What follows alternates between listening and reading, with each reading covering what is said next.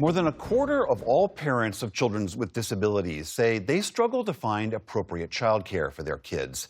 And even for those who do, many say their kids routinely encounter discrimination, like being excluded from field trips in some classes.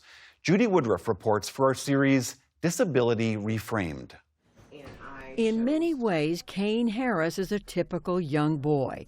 He loves Curious George and watching videos on his mom's iPad. So tell me about this young man that we're sitting here talking with. He's 4 years old, is that right? Yes, that's my 4-year-old son, Kane. And he is a bundle of energy. Yes, he's very hyper. But Jasmine Watkins says when her son was around 18 months old, he began falling behind some of his peers. I recently, within these last 3 weeks, have gotten him diagnosed with autism, but that's like a very new diagnosis. Prior to that, I would say, he has a speech delay, cognitive delay. On top of that, Kane is not potty trained, common for children his age with autism. You got to stay in your car seat. All this has made it incredibly difficult for Watkins, a single working mom in Silver Spring, Maryland, to find childcare. They ask you about your child's personality, they ask if there's any diagnosis, and they'll ask you that, and if you're like, oh, my child, he doesn't talk, or, he's still in diapers, these are things that they're putting into perspective when they're trying to enroll you in a program. She says earlier this year, after looking at several child care centers in the area that couldn't meet Kane's needs, a spot opened up at Easter Seals, a national nonprofit that provides daycare to all children, including those with special needs. We get calls every day with families looking for space for their child with special needs. And sometimes the families don't want to share that information over the phone because they're afraid that they're going to hear that answer no.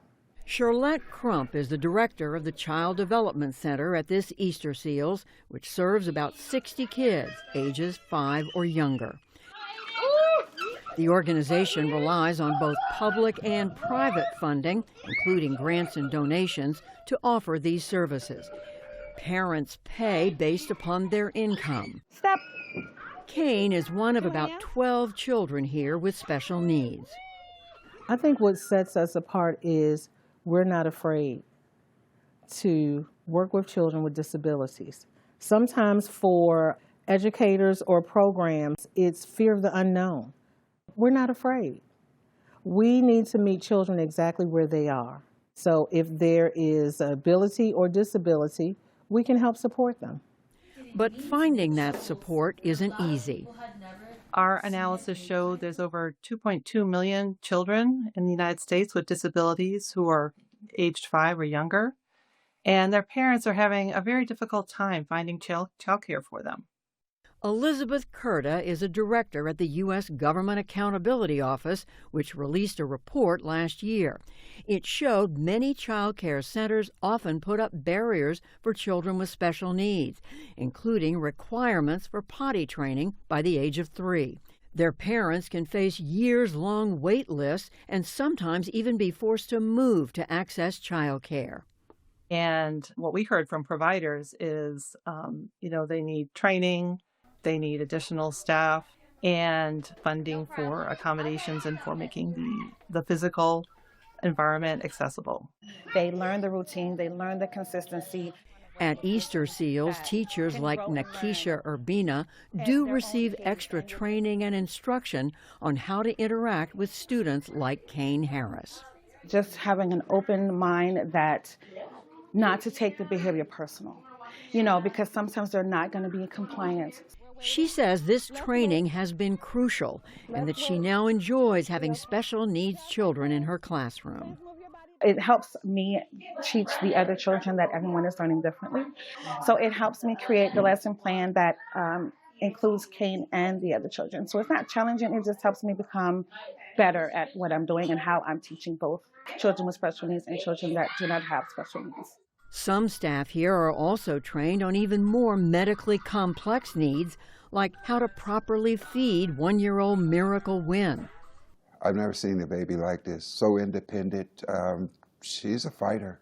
Grandfather Robert Wynn raises Miracle, who's relied on this tube attached to her stomach to be fed ever since surviving open-heart surgery at birth. I could show you pictures where she was had tubes all over her. I cried every day because I didn't know if she was going to make it, but God is good. I'm right here. I'm right here. While some parents pay up to $2,500 a month for child care at Easter Seals, Wynn received a grant from Montgomery County in Maryland that allows him to send Miracle here for free. What would it be for you? What would it mean for you if this place didn't exist? I have no idea. I would be lost. I'm going to be honest with you. I would be lost. They allow me to go to work. I haven't worked in almost a year. They allow me to go to work. I mean, boy, they do my baby's hair. I'm dad. I mean, I got 5 girls, but I have not learned how to do hair. You're not good with hair. Not at all. And they do it for me. That level of care is what Jasmine Watkins says has made Easter Seals a good fit for her son, who now also gets picked up 5 days a week for additional speech training at a local school.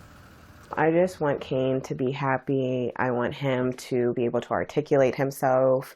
I want him to be a kind, loving person that's thriving. And to be able to do that, he needs extra help, and that's okay.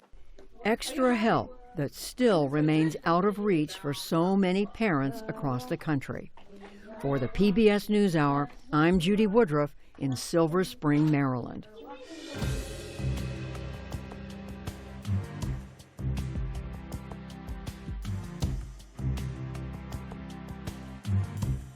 Wait just a second, we have one more thing to share. We want to say a heartfelt thank you for watching and supporting PBS News. Without you, we simply wouldn't be able to provide the news and the information that you trust. So thank you from everybody here at PBS News.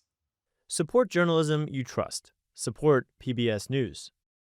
Donate now, or even better, start a monthly contribution today.